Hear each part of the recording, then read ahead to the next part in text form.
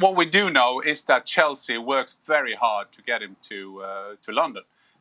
He's seen as the missing link. He's seen as the missing player for them, going as a title challenger into the next season. And we have to be realistic that the only two clubs who could get him in England would be Manchester City and Chelsea.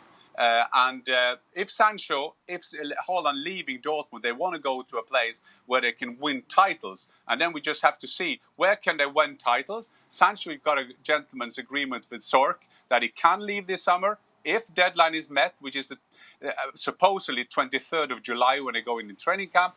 Haaland is another story because his clause is efficient next summer.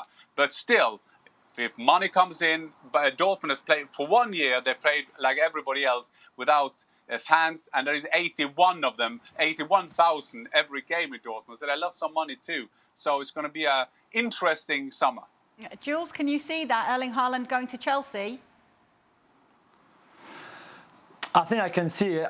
It makes sense, and we've discussed it many times with Jan on the show, why Dortmund would want to keep him another year. We know that release clause will kick on in the following summer, in the summer 2022, for 75 million euros.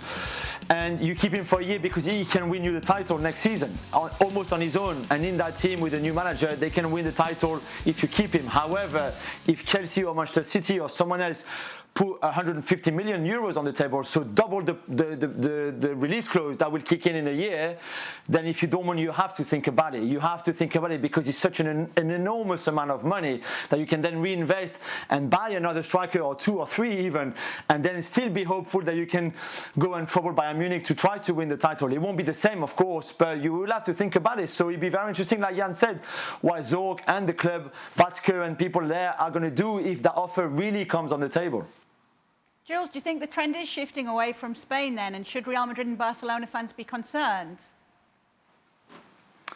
I think Real Madrid can't forget as well what they did with David Alaba, because as Karl-Heinz Rummenigge reminded us not long ago, the offer that they made for Alaba to not accept the offer from Bayern Munich to stay at the club, which was already a lot of money, but they doubled the wages, exactly like PSG did with Wijnaldum. So they had the money then to be able to get Alaba away from Bayern Munich and away from a lot of other clubs, including PSG, because they offered what was, really a crazy amount of money, 25 million a year gross, which is a lot of money for someone like who's going to turn 30 next year. So they can do it, Real Madrid, if they want to. This time it was PSG who did it to Barcelona. But I agree with you and the boys. I think it's shifting a little bit because the debts, especially in Barcelona, is so big now that they don't have the sort of leeway that they used to have before, and Messi on his own now is not enough just to attract the players with less money than other clubs.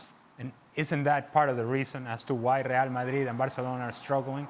Because of the decisions you've made on signings and the fact that Bayern Munich valued this player at a certain amount of money, and you came over the top and you say, you know what? We may be struggling financially, but here you go. We're going to overpay you. Those sort of decisions keep happening for Barcelona and Real Madrid, and therefore this is why they've gotten themselves into trouble. And yet, seemingly, they're not learning. They continue to make the same mistakes. Well, then the struggles are going to continue to happen. Thanks so much for watching ESPN on YouTube. And for more sports highlights and analysis, be sure to download the ESPN app. And for premium content and live streaming, subscribe to ESPN Plus.